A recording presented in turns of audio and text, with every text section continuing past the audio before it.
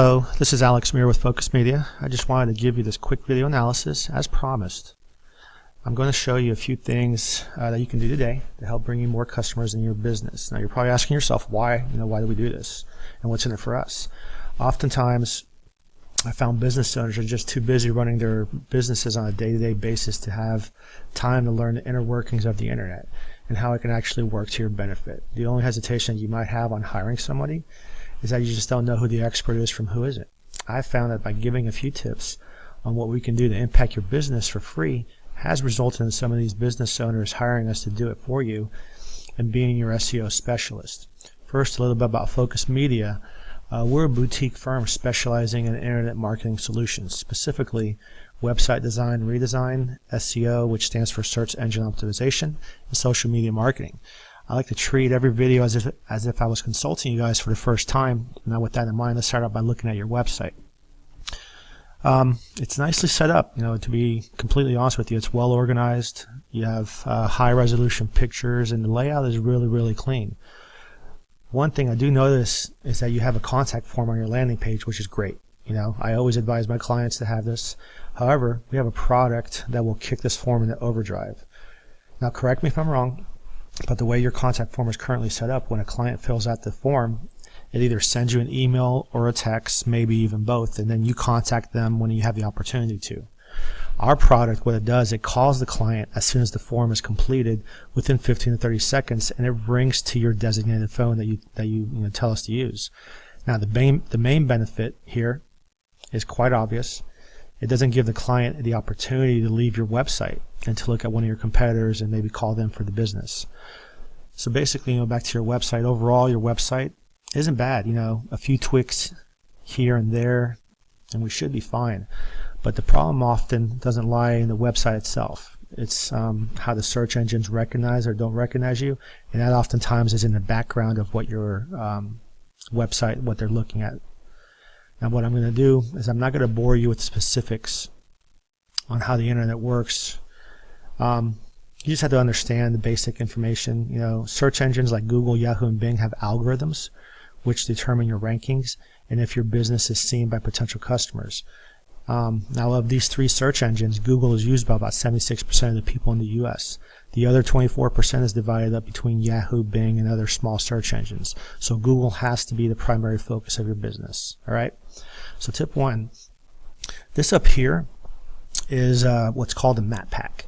Your business has to be listed on here. Most businesses don't take advantage of this.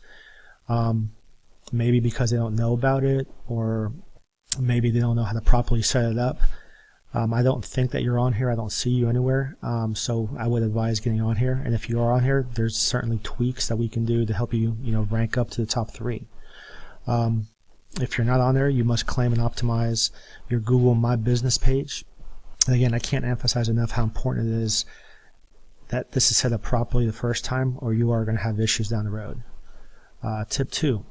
You want to list your business in as many directories, social networks, websites, blogs, local listings as possible. We call these citations.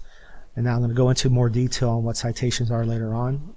But basically, the more places that your business shows up around the web outside of your website, the higher the rankings you're going to be in Google. Citations are important because Google considers them similar to like votes of confidence. They help legitimize and provide relevance to your website. Now, how many citations you need actually only depends on what your competition's doing. If, for example, your competition is ranked higher and they have 300 citations, well, you better have a bit more than them if you want to jump up ahead in the rankings. And then finally, the third tip. When I searched your business, I found you on page 1. That's great. You're currently ranked 9th for this keyword, which isn't bad. You're on the first page. However, we can easily get you to number 1, so you can start crushing your competition.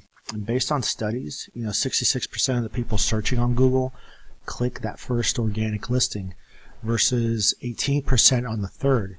So you can see being 9th, the number of people that actually click on you, it's going to be considerably less than the first position, and and so on.